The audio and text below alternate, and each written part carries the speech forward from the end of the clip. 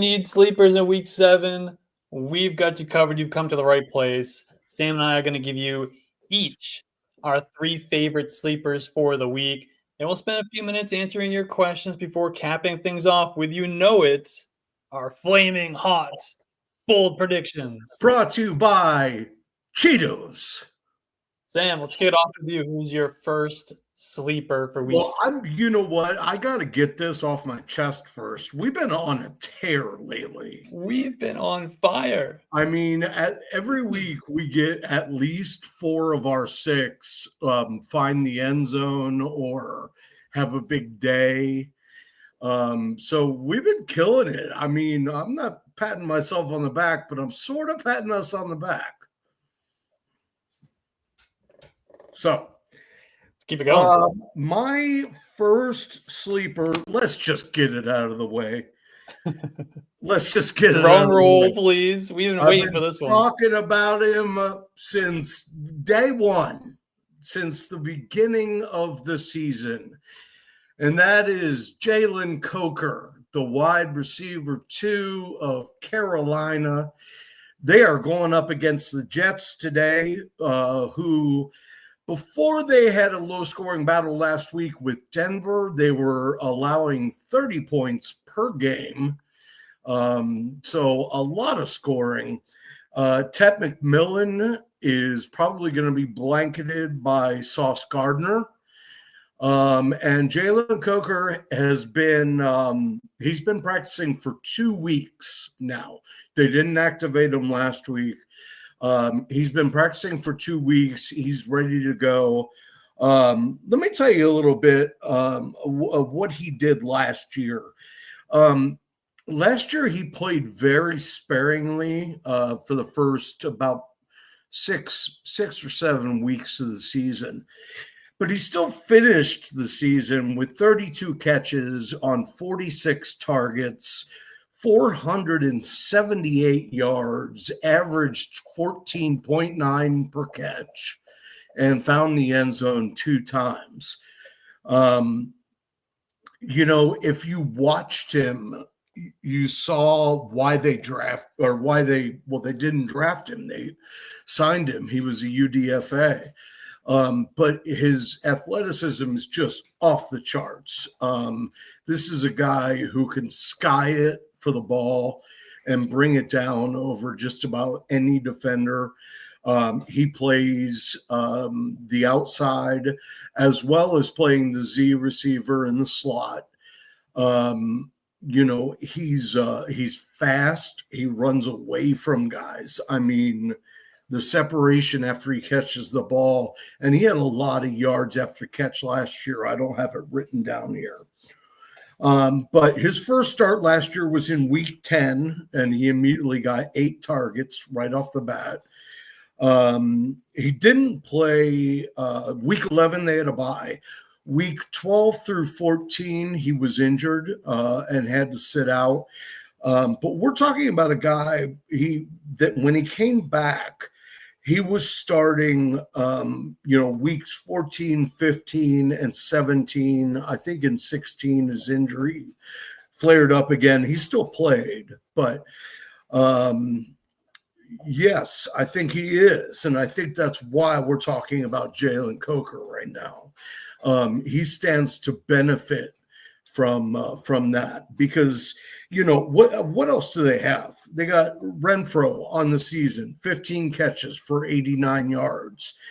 Xavier Legette on the season, 8 catches for 50 yards. I mean, name another receiver for Carolina. So they can't wait to get Coker back. I'm a big fan, so I can't wait to watch him play. But when he started at the end of the season, he caught 15 of 20 targets, 215 yards. He also threw a pass and collected 2 touchdowns. So we're talking about a guy that literally does everything. You know what I mean? If he wasn't on the Panthers, he'd probably be on the Packers because he runs the ball. He had a couple rushes last year. He catches the ball from the slot, catches the ball on the outside. And sorry about the dog eating in the background. So I'm pumped about him. I drafted him, even though I probably didn't need to. I've been preaching every week in my column, Fantasy Whiplash, and on the show, Fantasy Whiplash. I've been preaching, go stash this guy. He is still only 16% owned in Yahoo leagues, which is just it's unbelievable. I'm not saying he's just going to bust out tomorrow, but he certainly could.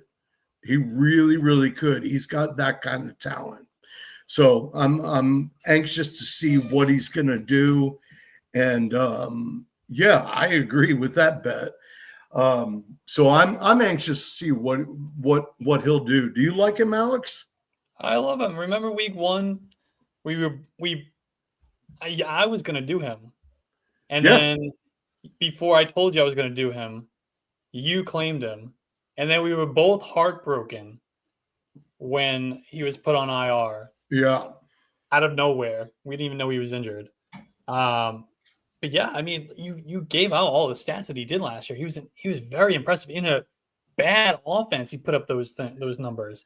Undrafted free agent, in a bad offense, he found a way to emerge. How many times have we seen an undrafted free agent produce those numbers in his rookie season? Mm-hmm. Those guys have to climb the depth chart. He averaged 43 and a half receiving yards per game, with the 8th most by an undrafted rookie wide receiver since 2000. This is a legitimate wide receiver. He was on the field when he was out there. 88% of the routes during the last stretch of the season. Yeah, and I think the interesting thing is he is almost, I don't want to say single-handedly, but that resurgence that Bryce Young had to finish the season last year, a lot of that was because of Jalen Coker, who was getting very little run early in the season. And when they saw what they had, he outproduced Leggett immediately, which isn't saying a whole ton. And I think he and Ted McMillan are going to play off each other very, very well. I think we could go back to the Adam Thielen trade before the season. I think a big part of why they felt comfortable trading away Adam Thielen was because they had Jalen Coker. Yeah. So, yeah, I agree. I love this call. I'm pumped. I'm excited, man. I am I might watch the Carolina game tomorrow. Oh, man. I guess the Jets, Justin Fields. I am also very excited that we can finally do Jalen Coker, because I put him on the thumbnail for our week 1 episode. I never got to use it. Finally got to use it. Got to break it out here in week 7. So thank you very much for that. All right, let's move on to my first sleeper of the week. I'm also going to stay with the wide receiver position, and I'm going to talk a little Tre Tucker. I don't know if it's because he's a Raider or what, but Tre Tucker just doesn't seem to be getting the love that he deserves right now. I mean, this guy is wide receiver 14 in fantasy points per game. Well, I looked that up yesterday, and I couldn't. I sent you a text message, and I was like, "How is he like?"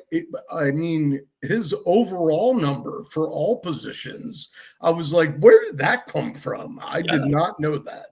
Yeah, I mean, I know some of it's inflated by what he did in week 3, but I mean, still, he scored as a wide receiver 3 or better in 4 of 6 weeks. He's got a route participation rate in the 90s every single week.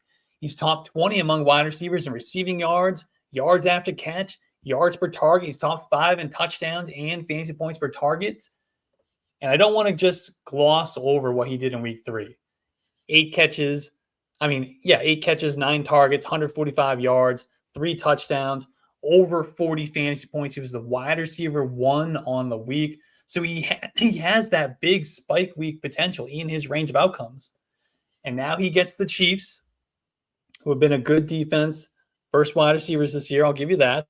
But they have a ton of implied points this week. And the Raiders are 12-point underdogs on the road. So the passing volume should be pretty high as the Raiders try to keep up with the Chiefs offense. That suddenly seems to be finding its groove here over the last few weeks, and they're getting Rashee Rice back. And with Brock Bowers out, Jacoby Myers coming in questionable. He missed 2 practices and then got a limited practice in on Friday. So he's very much up in the air for them. Tre Tucker, he is likely going to be the primary target for Geno Smith. So if you need a wide receiver 3 or a flex play this week, I think Tre Tucker's your answer. Somehow he's only rostered in 49% of Yahoo leagues. So you may even be able to scoop him up off of waivers. And if you can't, go get Coker. That's right. See how we do? It's a give and take. You know what I mean? Absolutely. I don't have that. For my second one, I'm going to go back to a player that we've already used in this column. And I think it makes sense. And that is Mason Taylor, the tight end from the Jets. Now, Mason had a big week. Wasn't that the week you used him? It was the week that we talked about him. Yep. Yeah, and he, he popped off, and 9 for 67. Is that right? I think so. He's 21 catches, 21 catches for 177 yards this year. Because he hasn't found pay dirt, he's sitting right outside of the TE top 20. So a lot of people are just not paying attention to him, although he is rostered in 37% of Yahoo leagues. But this week he gets Carolina, so I'm staying in the same game. He gets them without Garrett Wilson playing on the side for the Jets. I already told you the Jets have given up a ton of points, but they've also scored quite a few in some of those games. But Carolina versus the tight end, I want to tell you this, versus the tight end in 6 games this year, 65 yards, 123, 34, 62, 116, 43, 4 touchdowns, and they allowed 37 catches on 44 targets. That is just, and he had a down week last week. He only had 1 catch, and I think he's going to get heavily involved this week, especially with Wilson missing. It's going to be as close to the tight end being the wide receiver 1 for that team as I think you can reasonably get. They're also giving up 12 yards a catch to tight ends. So, I think fire up Mason Taylor if you've got him. If you don't and you're in need for a tight end at all, I would grab him. And also just remember, next week is Bipocalypse. So look ahead to see if you're going to lose your tight end or any of the wide receivers and running backs we're mentioning. If you're going to lose any of your guys next week, because 6 teams off is no joke. So even if you can stash somebody now, you should do so. Yeah, I'm a big fan of Mason Taylor, so I'm all in on this. Who else is going to catch passes this week in that offense? Josh Reynolds? And even he's hurt. Yeah, and don't they have they don't have Valdez-Scantling, but they have somebody like him who's old and been around the block a few times. God, I can't remember who it is. I'm going to look it up. It's going to drive me crazy if I don't. All right, well, while you're doing that, I'm going to move on to my tight end. Who is it? Hold on. Yeah. I have to pat myself on the back real quick. Okay. Yes. Because I was going to use him as my sleeper this week, but he played on Thursday.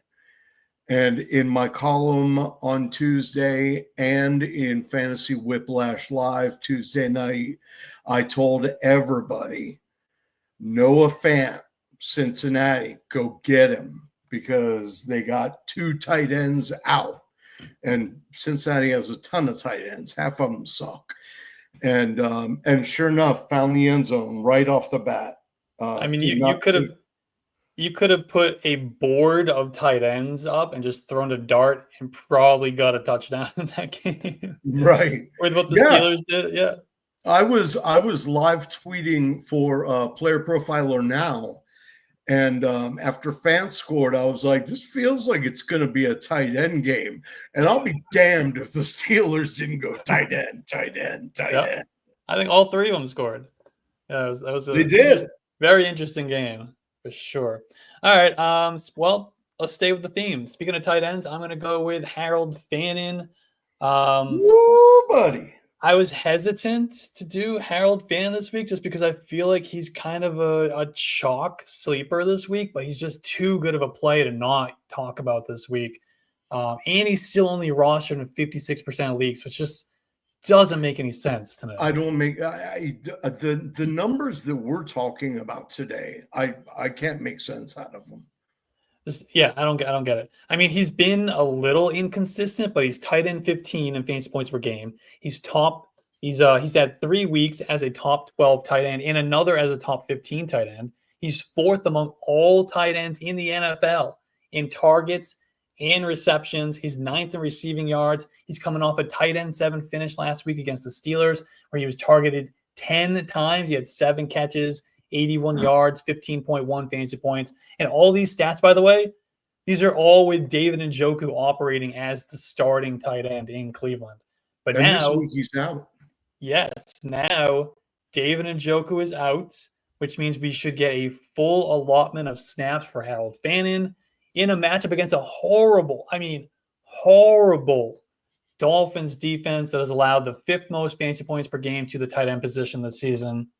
They just allowed another rookie tight end, Arondé Gadsden, to catch 8 balls for 68 yards last week against the Chargers. And the Browns, they let Dillon Gabriel throw the ball 52 times last week. I don't know what's going through your mind to let Dillon Gabriel throw the ball that much, but if they're going to let him do it, let him do it. If he comes anywhere close to that number this week, Harold Fannin might finish as the tight end 1 overall in week 7. I've got Fannin starting in numerous of my lineups this week. I'm starting him over, guys like Kincaid. I think in one league I sat Goddard, and I'm starting Fannin over him. There's guys that are projected for more points, but I don't really buy into platform projections. And I'm just looking at it and I'm like, he's playing Miami. If you have Harold Fannin on your roster and you're not starting him this week, just drop him because, what's the point of having him? This is the week. This is the week to play him. This is what we want.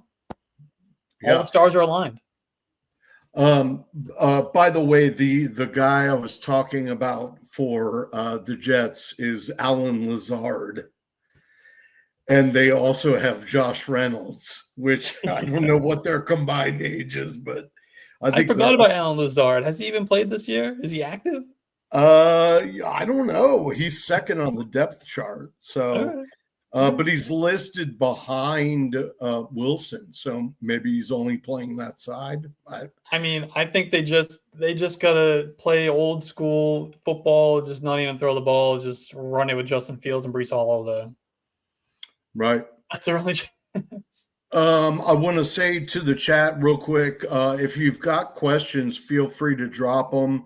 Once we're done with the sleepers and then our flaming hot bold predictions, or before that, actually. Before that, we'll sandwich in some questions. And then, of course, we go live tomorrow as well at just after 12, take you right up to 1 o'clock game time.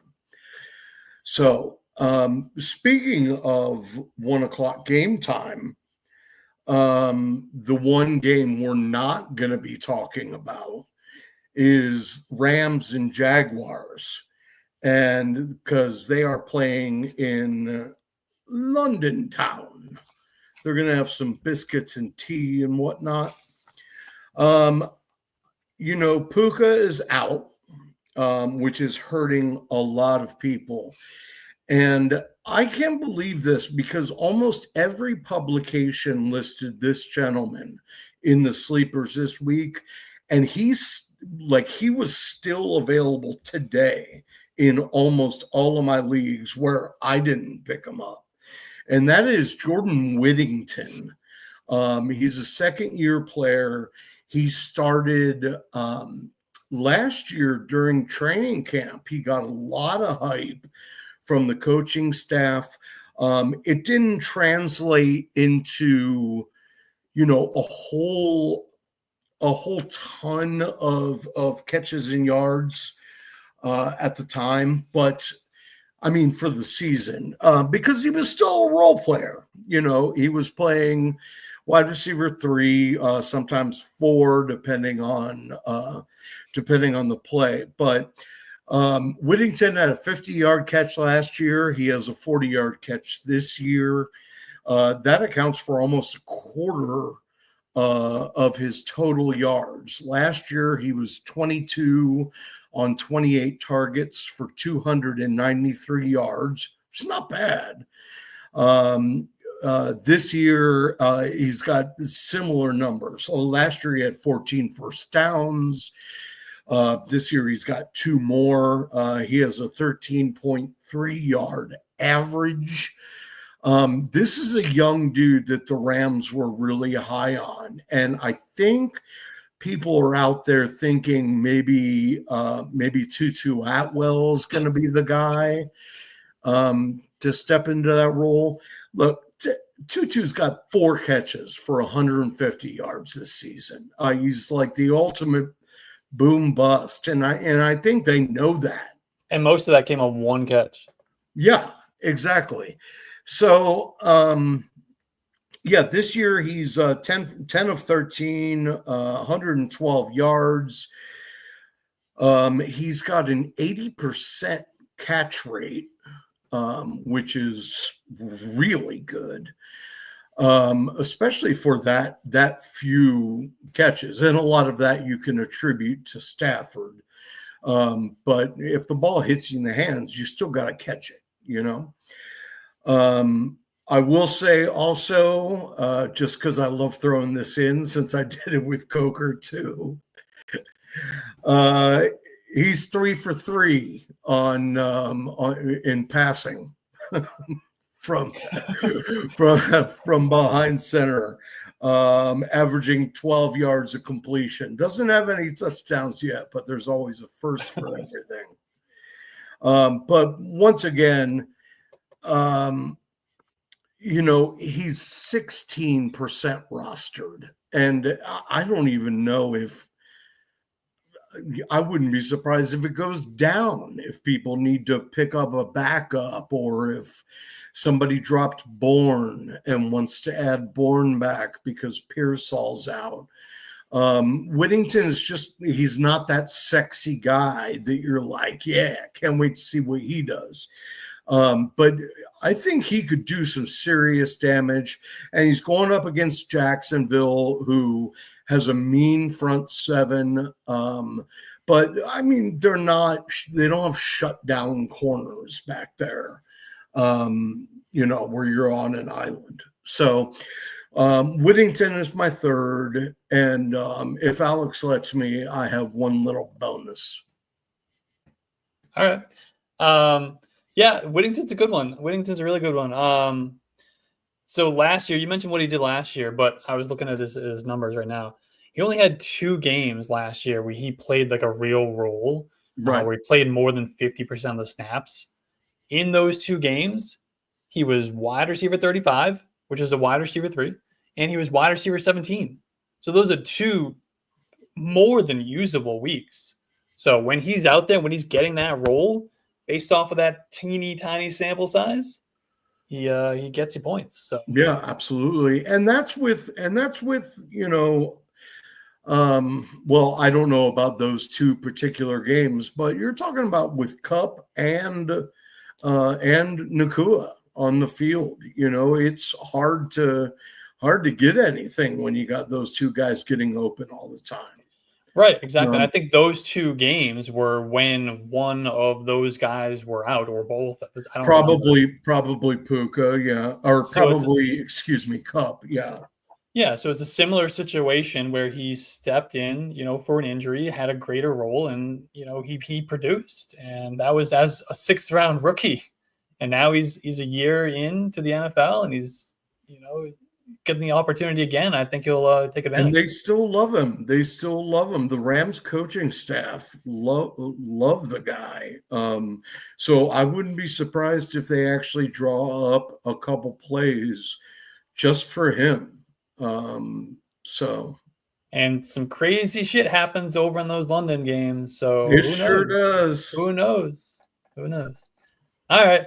Well, speaking of crazy shit, we're gonna need some crazy shit for my next sleeper to hit. But because we're going deep, we're going probably about as deep as we go. And I've got a 2-for-1 deal here. We're looking at 2 Commanders, and I'm going to start with Chris Moore, the wide receiver. Who? Chris Moore. When I first decided to do Chris Moore, I looked up.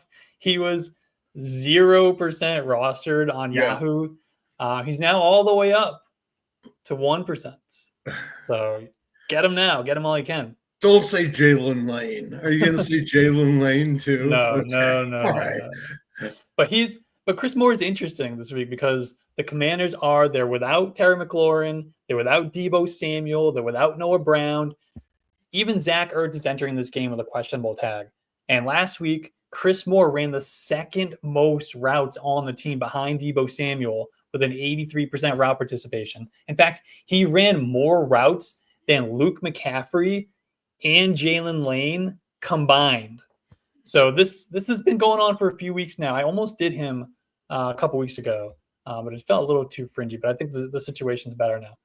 But he's run at least 70% of the routes in weeks 4, 5, and 6. So it's 3 straight weeks where he's had at least 70% of the routes. And last week it finally paid off. Chris Moore had a 17.2% target share, which tied with Deebo Samuel for second on the team behind Zach Ertz. He caught 3 of his 5 targets, had 46 yards and a touchdown. He was wide receiver 21 on the week. And now he gets a Cowboys defense that has allowed 3rd most yards to wide receivers, the most touchdowns to wide receivers, and the most fantasy points per game to the wide receiver position. Yeah, this game has the highest projected total of the week at 55. So there's going to be a ton of passing, a bunch of points scored, both in fantasy and reality. And that is also why I like Jeremy McNichols as a deep play flyer this week as well. He's 2% rostered. And we talked about it a little bit last week. It's looking like Bill, Ja'Cory Cross-Camara, he's finally getting the bulk of the work in the Commanders' backfield. He's kind of kicked aside Chris Rodriguez. However, Jeremy McNichols is still the passing downs back in that offense. He played about 1/3 of the snaps in week 6, and he had a 15% target share. He only carried the ball twice, but he had 3 catches, 30 yards, and a tight game against the Bears. With all the injuries at wide receiver, there could be a few more check down opportunities for a guy like Jeremy McNichols, especially in a pass-heavy game script. I'm not saying Jeremy McNichols or even Chris Moore. I'm not saying they're smash starts, but if you're in a desperate... You're not saying to the moon. Not quite. But if you're in a desperate spot and you need a Hail Mary play in a PPR league from a guy who is almost definitely available on your waiver wire, these guys could get you the points that you need. I like that. I like that a lot. And I think that Washington is one of those things where it's impossible to predict which of the receivers is going to get the most volume. But if you're in a position where you have to rely on one and you got to guess, I'll tell you what, if you hit, it's probably going to be a big hit. Because, once Daniels finds a guy that he likes, he just keeps going back to him over and over again. Speaking of Ertz, I saw somebody in my guillotine league today drop Zach Ertz. Oh, and I was of all weeks. I was like, that's a bold move, Cotton. Let's see if it pays off for him. Man. This is Chris Moore's Kendrick Bourne week. I'm gonna put that out there. I like it. All right, this is his. I like it. That was almost a bold prediction. That was a little bit of a bold prediction, huh? All right, since you did a 2-for-1, I'm going to give a little bonus. All right, let's hear it. Speaking of passing backs or receiving backs, or at least one that specializes in that, I'm looking at Tyjae Spears from Tennessee. We all know Tony Pollard's been pretty underwhelming this year. He's averaging like basically 50 yards a game, roughly. I think he's got 3 touchdowns on the season. And I don't know, maybe it's just that I have a good memory, but I remember when Derrick Henry was kind of going through it towards the end of his tenure there. He had a real low efficiency rating, and Tyjae Spears was getting to the outside, and he has a devastating stiff arm for somebody that is his size. But he is going up against the Patriots. Now, the Patriots have a good run defense. It's not completely shut down, but it's solid. But I will say, they have allowed a significant amount of catches to the running back position. In fact, it's 29 catches for 230 yards and a couple touchdowns. So Pollard's not going to have anywhere to go. He's going to get stonewalled. So they're going to have to pass the ball. And, the Titans have enough problems in their offense. And Ridley's out again this week, is he not? Yes.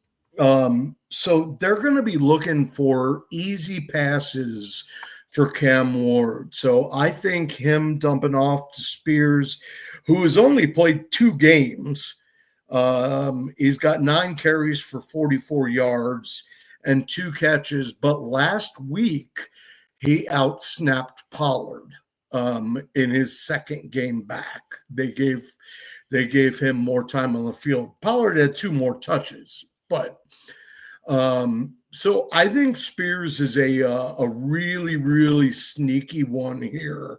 Even if you, like me, try to avoid Titans this season, because there's no consistency for one guy or another. People are asking me about Manor all this week, and I'm like, I don't like it. I don't like you can't count on anything with the Titans, and Chigo Okonkwo is the biggest proof of that. But anyway, Tyjae Spears is rostered in 30% of leagues. He's still out there. Our percentages this week are really low. Most of the guys we're naming are available in some of your leagues, if not all of them. They're about as low as our hit rates are high. Yeah, and our hit rates are very high. I want to count Noah Fant. Can we count that? Sure. Did you talked about him earlier in the week? I talked to him twice. You got him. And I want to say one thing on Tyjae Spears. This is set up to be a perfect Tyjae Spears game script. Because like you mentioned, they're going to be playing from behind. But if you think about it, Mike Vrabel is returning to Tennessee. You don't think he wants to absolutely obliterate that team? They're going to be looking to put up not a 40 burger, but a 50 burger in this game. And the offense has been hot enough to be able to do it. So the Titans are going to be playing from behind from the get-go. And they're going to just check down to Tajay Spears. So I like it. Yeah, and I'd like to piggyback on that and say that, keep in mind Brian Callahan just got fired. So we don't really know what they're going to do in the offense. I mean, the interim could just decide that he wants Spears and not Pollard back there. That could happen at any moment. And it's funny you mentioned Vrabel. I heard from someone inside the organization that, all of the players just didn't like Brian Callahan. He seemed like he didn't know what he was doing. He was in over his head. He had refs coming to practice and making them explain to him how penalties were, like which penalties and how they worked. But the owner of the Titans, I can't recall her name, said, if I'm going to lose to Mike again, meaning Vrabel, I'm not going to do it with that guy as my coach. So they're going to be she's probably going to go in and give them a talking to and try to get them fired up to beat Mike Vrabel. They're not gonna, but no. Do you remember? It was like after week 1 or week 2, he had a press conference. Brian Callahan had a press conference, and there was, I can't remember exactly what it was, but there was some type of rule that was pretty straightforward that the general public knows the rule, and he didn't understand it, and he argued with the reporter about it, and he had to come in and apologize the next day. I don't remember what it was, but that to me was the moment where I'm like, this guy, it's over. He's got to go. Yeah, apparently he lost the team almost immediately. Like none of the players believed in him. They all just kind of rolled their eyes when he said a lot of stuff, which is a horrible position to be in. You know what I mean? First-time head coach. But I said on Tuesday, I give it 10 days. So this little mini-buy for Cincinnati, he'll be back on our staff as a special assistant. I just hope he brings his dad with him. Yeah, that's all you want. Just bring the dad. All I want is his dad. I don't want sit in the corner, and the dad will coach the offensive line, and we'll fix all our problems. Fix it all.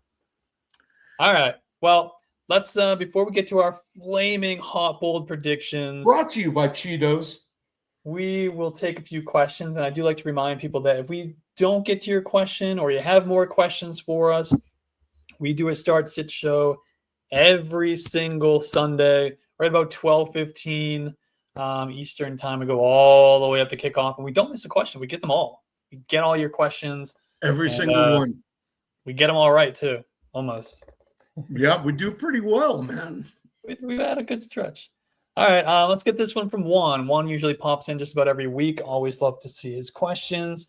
We always get. I'm anxious to hear this one. So he's looking for us to fill his wide receiver 1, his wide receiver 2, and his flex spot. So we're looking for 3 starters here. We got a lot of players to go through. Jackson Smith and Jigba. Let's try to make it quick. Rashee Rice, Romeo Dobbs, Quentin Johnston, Kendrick Bourne, Alvin Kamara, and then on tight end we got Tongas and Kelsey. I think Tongas, we can throw him out with Kittle coming back. So we got to get 2 wide receivers and a flex. So we got to go JSN, of course. We got to go. Nice little collection of fellows there. Is it as simple as JSN, Rashee Rice, and Quentin Johnston? Is that the answer? Yeah, probably. I don't hate Bourne. With Pearsall out and Mac Jones likes him a lot. So I like that. And Quentin, I feel like he's got to score. You know what I mean? For you really to feel like you got what you wanted out of him. But I couldn't agree more on JSN, for sure, Rashee. I'm I would lean toward Bourne if I had. Actually, I do have both of them, and I'm playing Quentin Johnson. All right. Yeah, I like the matchup for Quentin Johnson. The Colts usually are pretty vulnerable to outside wide receivers. So, how about from BZ Sheely? Should he play Tedero McMillan or risk it, roll the dice, and see if Ibuka is going to play on Monday night? So we got McMillan, who's going to see the Sauce Gardner treatment. How worried are we about that? And then we got Ibuka, who did surprisingly return to practice today. However, it sounds like he's a true game time decision. Mike Evans is going to play, but it's a really enticing game environment if Ibuka is going to play. Do we risk it or just go T-Mac? Well, I think the question is who you have to put in. Well, he's got actually. I didn't finish the question. He's got Jameson Williams to play if Ibuka can't go. And I think this is like a ripe spot for Jameson Williams. Yeah, it is a good spot for Jameson this week. I guess what it comes down to is would your backup for Ibuka outscore Tedero McMillan? I think Jameson can. And with Sauce Gardner on T-Mac. So yeah, I would go with Jameson if I need to and wait and see on Ibuka. Yeah, I like it. How about from Dylan? Redraftable PPR, we need wide receiver help. Okay, this is a trade question. So we got an offer to move DeAndre Swift or JCM in return. He would get Quentin Johnston or Marvin Harrison Jr. Yes. Yeah, we're moving. And not for Marvin Harrison. I'm not interested in Marvin Harrison. But I would move. If I have the choice, if I can trade DeAndre Swift for Quentin Johnston, I think I'm going to do it if I need wide receiver help. I would trade JCM for Quentin Johnson first. Okay. All right. I'm cool with either. And I'm fine with MHJ too. He's still not going to be MHJ that we were expecting last year. Not as long as his quarterback, his diminutive quarterback, is back there. But I still like Marvin Harrison Jr. It'll be interesting to see what he does with Brissett if he is active this week. But either way, yeah, I would go Bill for either one of those guys, whichever you like better. And then Swift if the guy is, digging his heels in. How about from Garrett? Would you start Jared Goff against the Bucs or Daniel Jones against the Chargers?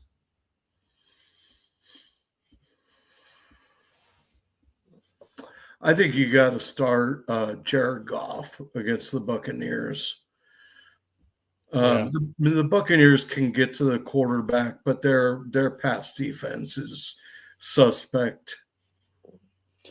Yeah, I have Jared Goff one spot ahead of Daniel Jones this week. Both really good plays, QB9, QB10. What do we think about Rico Dowdle? Would you play Stephon Diggs or Rico Dowdle this week? Diggs if he's going. Okay. Because Chuba's still he's gonna really cut into that Dowdle stuff. What is Max Liebel doing? I don't know what that means. He's in the chat and he's tipping. Max is tipping. I didn't even see. Let's get to Max. Thanks, Max. Is tipping. Appreciate you, Max. PPR, start Luke McCaffrey or Ibuka / Shepard. So it's a similar situation. So if Ibuka doesn't play, he would play Shepard, or should he just play Luke McCaffrey? This is pretty easy, yes? We're waiting on Ibuka. Yeah, I think we're waiting on Ibuka. And it's Shepard, or I wonder if Tez is available. I actually like him better than Shepard this week. Tez Johnson. Tank? Yeah, Tank. Tank Johnson. How about this one from Max? PPR. Trade Jalen Hurts and Egbuka from Mahomes, Cup, and Tre Tucker. Mahomes, Cup, and Trey Tucker. No. No, I'm not doing it. Not doing it. I want Hurts and Egbuka. Yeah, I agree. All right, let's get this one from Chucks. He's in a rough spot. He's got Roma Dunze, Rico Dowdle, and Breece Hall on PPR. He's also got Achane and Rashad White as my running backs, and CeeDee Lamb and Nico as wide receiver. So he has to pick between Roma Dunze, Rico Dowdle, and Breece Hall. Okay. Roma Dunze. All right. So we got to, I would say, most of the questions. If we missed you, we do have our Start Sit show tomorrow. 12:15. Same bat channel. All the way up to kickoff. So we'll get you covered. We don't miss any questions because that's all we do. So make sure you're here for that. We answer every single question, even if it's getting down to 15 minutes to game time. We put the foot on the gas pedal. 15 minutes. Sometimes we're going rapid fire for the last 15 seconds. We're getting questions. That's all true. Right. All right. What's your bold prediction for week 7 or whatever you got? My bold prediction for week 7 is that Caleb Williams is going to pass for the most yards he's ever had and 4 touchdowns, and all 3 of his top receivers, Burden, Odunze, and DJ Moore, will all have at least 5 catches for 70 yards. Do you know his career passing high total? I'm going to guess 340. Ooh, you're pretty close. It's 363. Okay. It came last year against the Colts. I think he could throw for 400. Okay. All right. So my bold prediction for this week, I got 3 running backs I want to mention. Oh, man. Cheetos is going to love this. Bold predictions are brought to you by Cheetos. Also, maybe I shouldn't bring it up, but I remember last week you gave me shit for my bold prediction not being bold enough. Do you remember what it was? Do you remember? No. So it was Tyquan Thornton was going to have a 100-yard receiving game for the first time in his career, and then he had 0 targets, 0 catches. If that wasn't bold enough, I don't know what is. All right. So my bold prediction for the 4th straight week, I'm going to Kansas City. I'm going to talk a Chief. I don't mean to do this intentionally, but how many weeks in a row is your bold prediction? 4 in a row you've done a Chief. We did Noah Gray, we did Tyquan Thornton, and I don't remember the other one, but I did it was Brashard Smith. I did Royals. That one is the worst one ever. No, it wasn't. Obviously, Tyquan Thornton was. You're right. All right.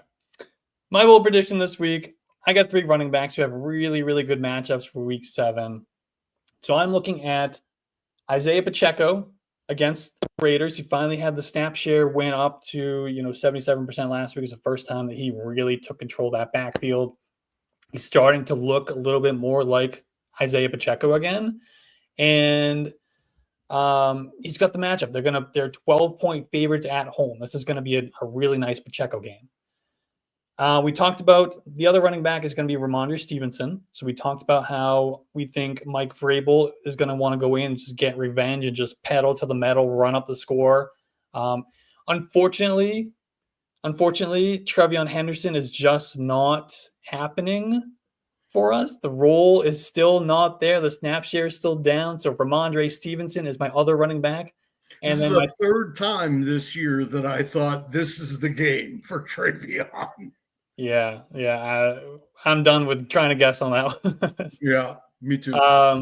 And then the third running back I want to mention here as part of my bold prediction is Quinshawn Judkins. He's in an absolute smash spot Oh, yeah. against the Dolphins. So my bold prediction for week 7 is that Isaiah Pacheco, Ramondre Stevenson, and Quinshawn Judkins, all three of them are going to finish as top 10 running backs.